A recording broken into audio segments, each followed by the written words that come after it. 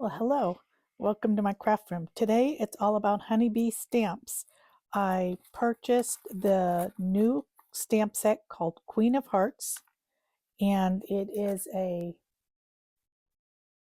cling stamp, and I purchased the die. So this will be the first time using the set. And with it, what I noticed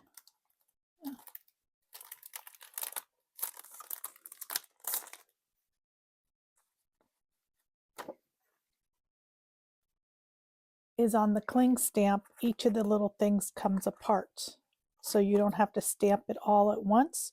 Or if you are doing a 5x7, you could easily stamp it all on one card like that. I assume. That's what I think I'm going to try for the first time. And then I'll break it up on another card, which I think would be really, kind of reminds me of the old paper dolls.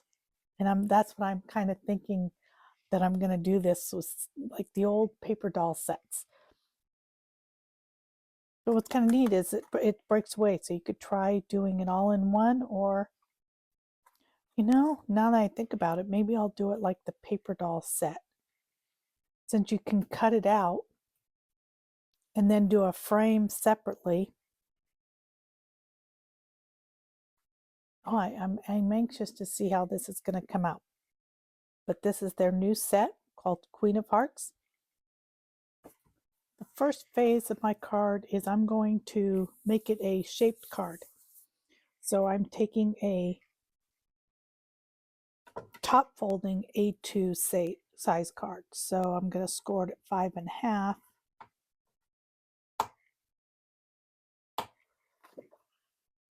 So it's 5.5 by 4.25. So this is phase 1 of the card. So to make it a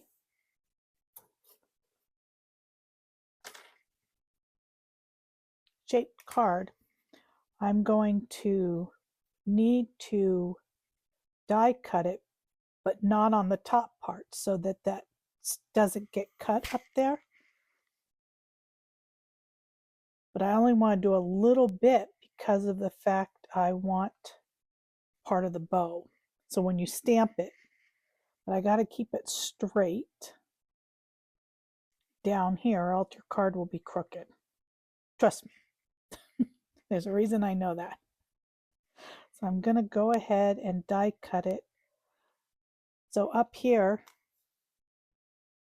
it won't cut on the top part up there. You can see that. But I have all the other that's going to get cut, and it should be straight down here. So let's go to the die cutting machine and cut it out. So there it is, and then it stands up like that.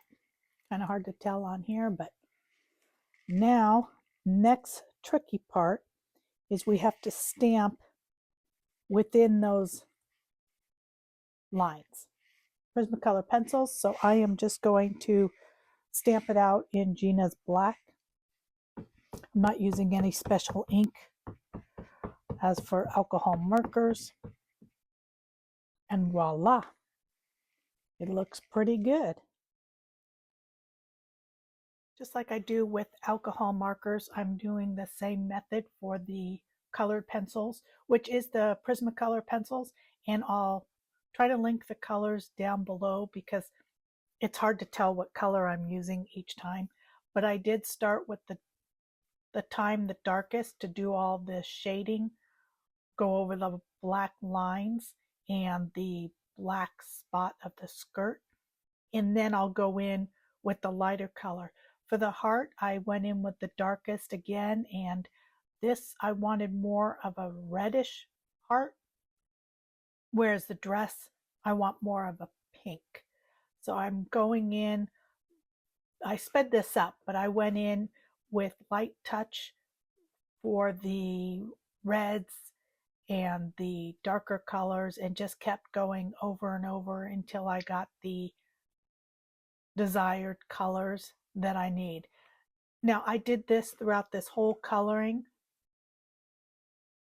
so I'm not going to I could talk through all of it. Believe me, I could talk through all of my coloring, but I don't think you want to hear my voice that much. So I'll just go ahead and play some music while I'm coloring, but just know the method is I did as much from the dark to the medium to the light, back and forth, and I'll try to attach the colors so you can see which ones I used. This stamp set is a fun stamp set. It reminds me of the old, I don't know, I'm probably dating myself, but there was, my aunt had a set of what they called a storybook Nancy Ann dolls, and they came in, they were like porcelain, and then you can change the dresses. And if I have a picture, I'll go ahead and insert in here. But it reminds me of those. So I could color this in all different colors. You can have the pinks, the purples, and the blues. I'm making this more for Valentine's Day because it does have the heart, but it just reminds me of those old style dolls that everybody had back in the 50s and the 60s, which is kind of fun. It just brought back a lot of memories as I was coloring and just envisioning those dolls and that the book, and it made me smile through the whole thing. So let me get this started so you can watch the coloring, and I'll catch you in a little bit.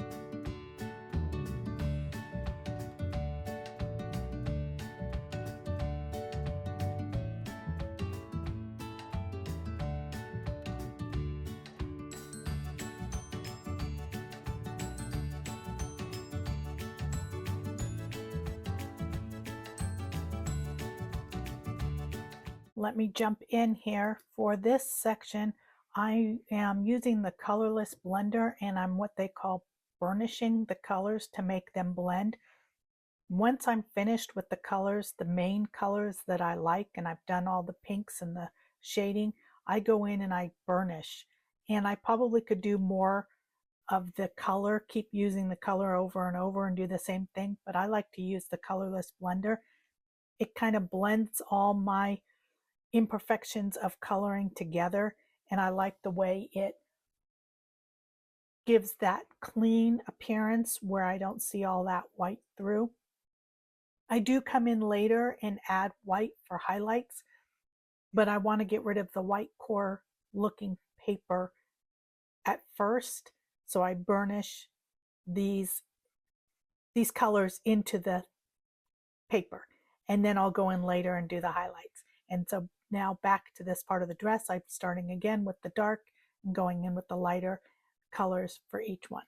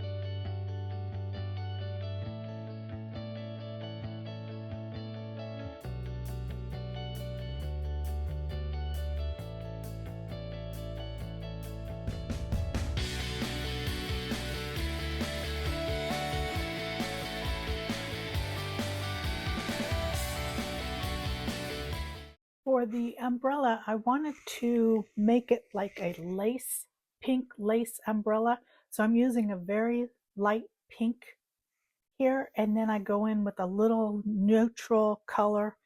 I think it's called beige sienna, to kind of make it like a darker lace. But that's what I was trying to go for, a lace effect of an umbrella. I hope it captures this on the video the way that I see it in person with something different. If you know other ways of coloring, of the colors that I could have used to kind of give that lace effect, I'd appreciate you putting a comment down below. But that's what I ended up using, was the pink and the beige sienna. To finish off the coloring after I did the lace umbrella, I just went in with some of the small technical details, like I colored the bow and her gloves. I just used a light pink for that. I did go in with the dark red. I think it's the Tuscan red. I didn't really like the black coloring for the hearts, so I went in with the Tuscan red, which kind of gave it a more of a red heart look. Then I had to go in and do the grass.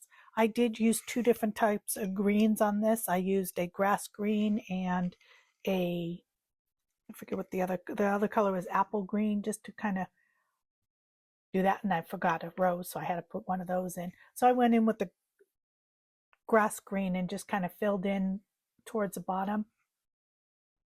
For her hair, I used the browns that I kind of wanted her to have the brown hair because I had no other browns in there. So I used a sienna brown and chocolate and just went back and forth. I used the chocolate in where I think it would be the shaded part, and then the sienna brown, or sienna brown in the other part. And I gave her, it's hard to tell, but there's a little crown there. So I gave her a little bright crown.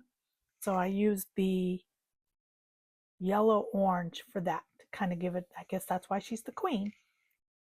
So she got her little tiara. And then I just go ahead and I wanted, one thing about white, you can't really color white, so but if you put it against a dark color, it pops. So I went in with the dark red to kind of make that lace, off-white lace, pop a little bit more, because I didn't want to color the lace. I left it the off-white of the cardstock. So I hope you enjoyed watching me color this cute Queen of Hearts project.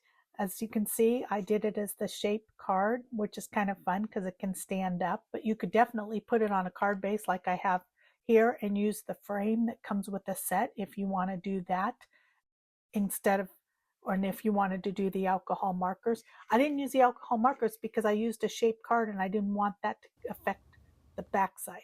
So here's the finished card. Thank you for watching, and I hope you get a chance to be in your craft room. Have a great day.